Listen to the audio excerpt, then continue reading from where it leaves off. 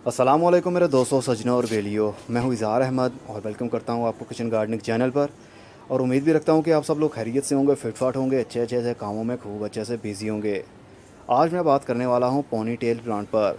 इसको pony tell palm भी कहते हैं और इसको सराई पाम भी कहा जाता है, क्योंकि इसका कॉडेक्स नीचे से काफ़ी मोटा और राउंड में होता है, जिस तरह एक बॉम हो।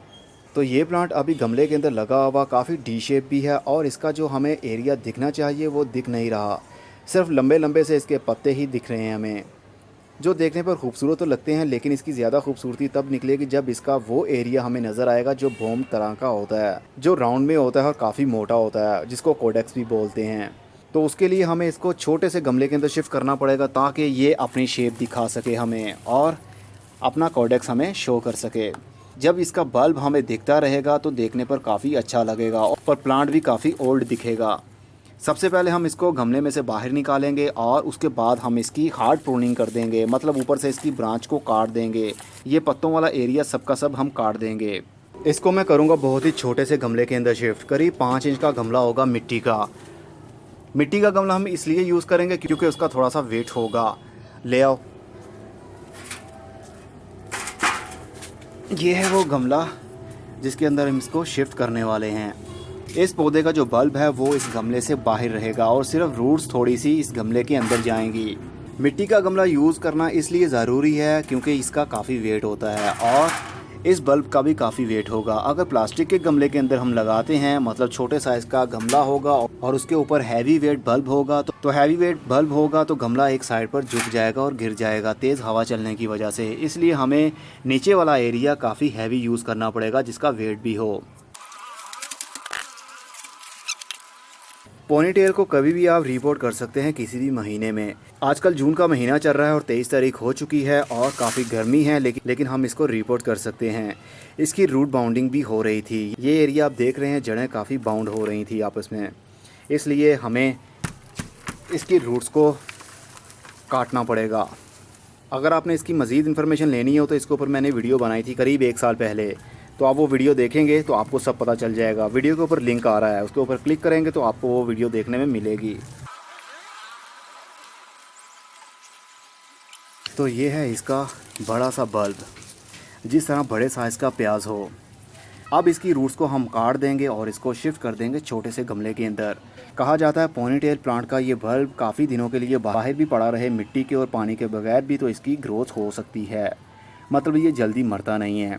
कम पानी दें तो ये सर्वाइव करता है, ज़्यादा पानी दें तो ये बल्ब गल जाता है। सबसे पहले हम इसकी कुछ रूट्स काट देंगे।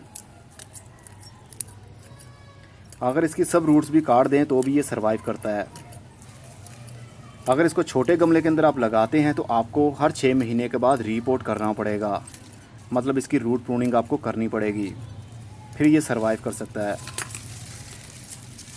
बहुत से लोग डरते हैं कि हम इसको ऊपर से काट देंगे तो इसकी ग्रोथ नहीं हो पाएगी, लेकिन एक्सपर्ट कहते हैं अगर हम इसको ऊपर से काट देते हैं तो फ्यूचर में यहाँ से कितनी सारी शूट्स निकल सकती हैं। मतलब एक प्लांट से कितने सारे ही प्लांट्स आप बना सकते हैं। तो हम किसी ब्लेड की मदद से या छुरी की मदद से इसको काट सकते हैं। ये बहुत ही सॉफ्ट होता है, टिम्बर नहीं होता, मतलब लकड़ी नहीं बनता।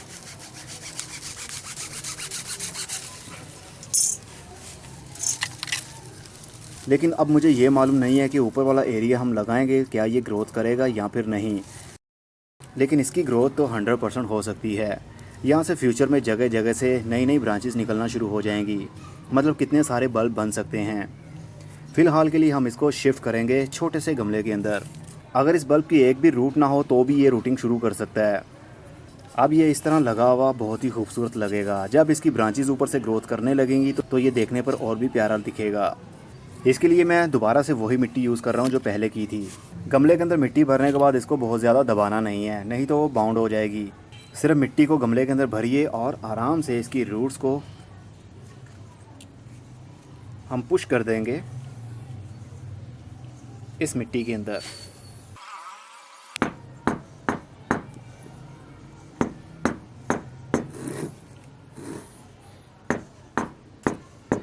अब ये जो जड़ें बाहर हैं इसको हम काट देंगे।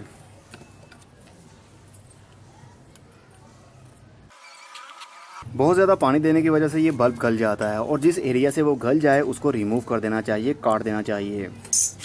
अब ये रेडी हो चुका है और इसको रखेंगे हम कुछ दिनों के लिए शेडी एरिया में, लेकिन इसको बहुत ज़्यादा हमने पानी नहीं देना, सिर्फ पानी का शावर करना है थोड़ा सा। ज़्यादा पानी देंगे तो ये गल जाएगा, क्योंकि अभी इसकी रूट्स डिवेलप नहीं हुई हैं। जब रूट्स डिवेलप हो जाएं तो ओवर वाटरिंग भी थोड़ी सी ये बर्दाश्त कर सकता है, लेकिन अभी तो कोई भी रूट इसके साथ नई नहीं है। अब ये देखने पर भी काफ़ी खूबसूरत लगता है। अगर इसको हम ऊपर से उठाएंगे तो ये आराम से बाहर निकल आएगा, क्योंकि ये मिट्टी के अंदर नहीं है, मिट्टी से बाहर है। इसलिए इसको टेबल पर रख दीजिए और छोड़ दीजिए इसके हाल पर। दूर से देखने पर काफ़ी ये खूबसूरत लगेगा।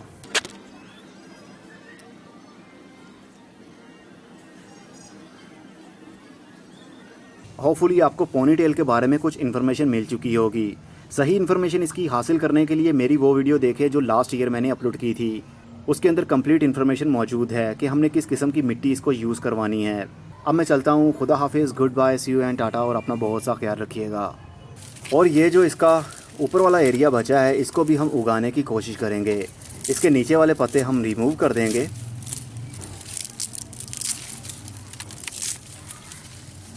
आंखों में ना लग जाए। और ऊपर से हम इसको काट देंगे।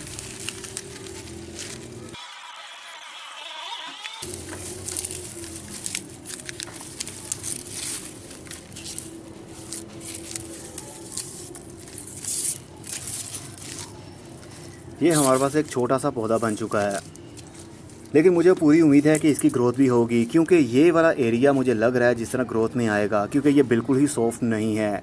अगर कंप्लीट ये ग्रीन एरिया होगा तो इसकी ग्रोथ होना थोड़ा सा मुश्किल होगा, लेकिन इसकी ग्रोथ अभी हो सकती है, क्योंकि ये वाइट एरिया बन चुका है, थोड़ा सा टिम्बर हो गया है। इसके लिए भी मैं वही मिट्टी यूज़ करूँगा, मतलब बालू मिट्टी के अंदर ही हम कटिंग लगाएंगे। जब भी आप कटिंग लगाए तो याद रखें, मिट्टी के अंदर गाय का गोबर या फिर कंपोस्ट मिक्स नहीं होनी चाहिए, या मिट्टी के अंदर 50% कोकोपीट होनी चाहिए। कोई भी खाद यूज़ नहीं करनी चाहिए कटिंग लगाते टाइम। ये 4 इंच का गमला है, इसके अंदर हम कटिंग को लगाएंगे। अब इसकी ग्रोथ शुरू होगी या नहीं, इसकी अपडेट मैं दूंगा जब इसकी ग्रोथ शुरू हो जाएगी। इसकी रूटिंग शुरू होती है तो इसका मैं पार्ट 2 भी बनाऊंगा। फ़िलहाल के लिए हमें इसको रखना पड़ेगा शेडी एरिया में, जहाँ पर धूप ना आती हो, क्योंकि इसके साथ कोई भी रूट नहीं है। इसलिए शेडी एरिया में रखने की वजह से थोड़ी सी कूलनेस इसको मिलेगी, और पानी का मॉइस्चर थोड़ा सा मौजूद होना चाहिए। कंप्लीट सॉइल ड्राई होने की वजह से इस कटिंग के अंदर जो मॉइस्चर है वो भी उड़ जाएगा, इसलिए हल्का सा गीला होना लाजमी है। तो अब देखते हैं क्या रिज़ल्ट मिलेगा।